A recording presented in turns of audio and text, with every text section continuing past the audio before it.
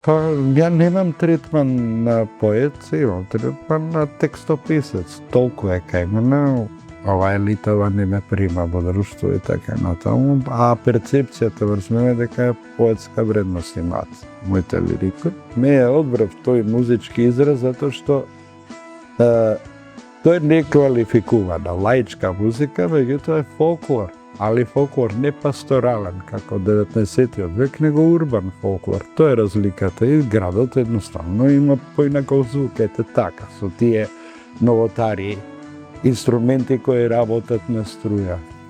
Никола Тесла. Да, така да се заокружува во едно кое мене ми изгледаше демократски арт. Значи, имате како народот што си пел, па ќе прифати во селото ми останатите, ќе им се бенди се и од колено на колено останува. И така сметам оваа форма за идеална и многу демократска.